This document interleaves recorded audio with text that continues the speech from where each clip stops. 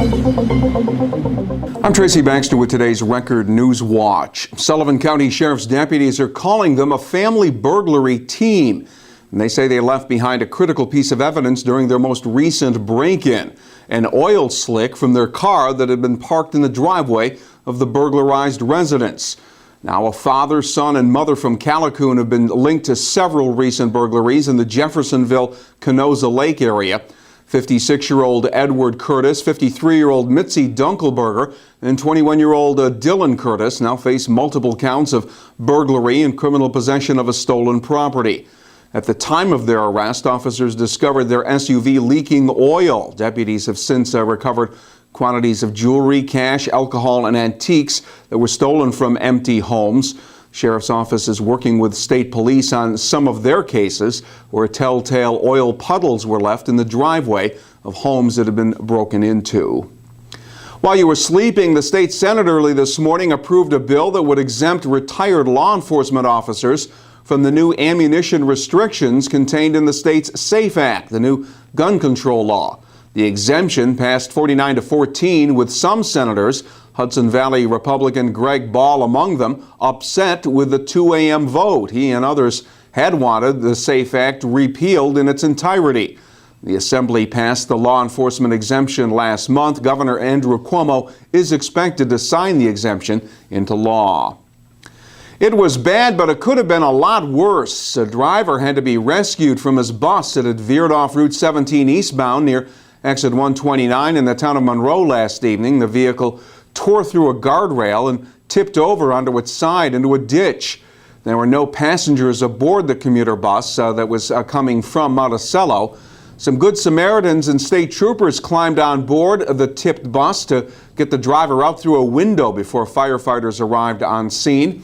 The driver was not seriously hurt but was taken to Orange Regional Medical Center for evaluation. Police were attempting to determine why the bus veered off the quickway. Route 17 eastbound traffic in that area was cut to one lane for nearly 2 hours last evening while the bus was uprighted and removed.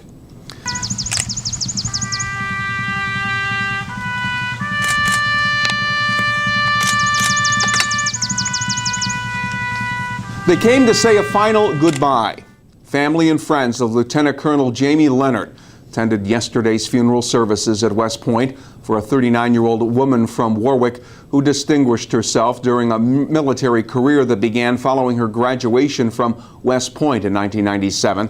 Lieutenant Colonel Leonard graduated from Warwick Valley High School in 1992. She and 2 others were shot and killed by an Afghan soldier. They were training at an Army base earlier this month. And amid the sound of a 21-gun salute, Lieutenant Colonel Leonard was buried at West Point Cemetery with full military honors. City of Kingston police are putting out the call for witnesses following a rape incident in the city's Forsyth Park during the early morning hours of June 13th. A homeless man, 24-year-old Torwan McLean, was arrested shortly after the incident and has been charged with first-degree rape. Police say their investigations determined that there may have been witnesses in the park area at the time of the sexual assault, including a person walking a dog. Anyone with information about the incident is urged to contact Kingston Police Detective Office at 845-331-8404. Where could caregivers go to temporarily escape their reality, vent their frustrations, and relax? Well, for the second year in a row, Sullivan County's Caregiver Resource Center offered a day-long retreat at the Frost Valley YMCA.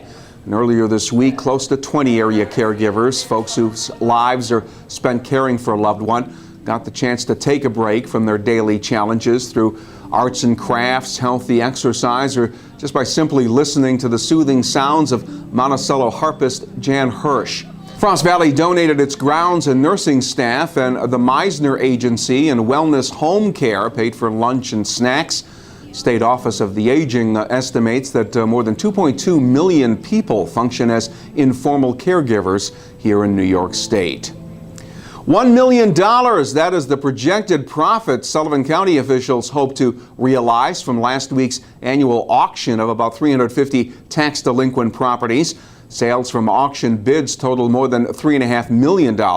Outstanding taxes due on those properties totaling roughly $2.5 million.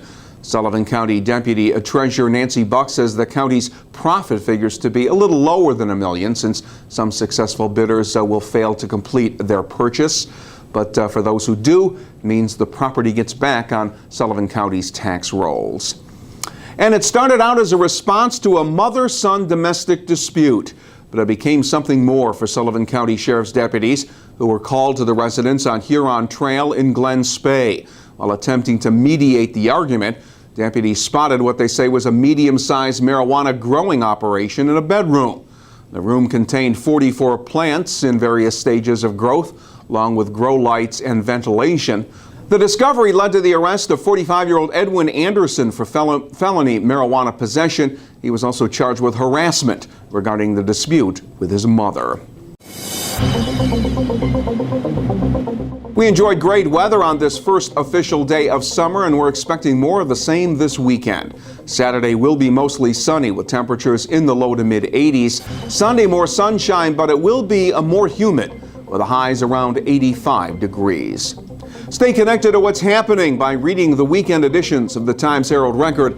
And when news breaks this weekend, you will find it by clicking here at Record Online. For Record Newswatch, I'm Tracy Baxter.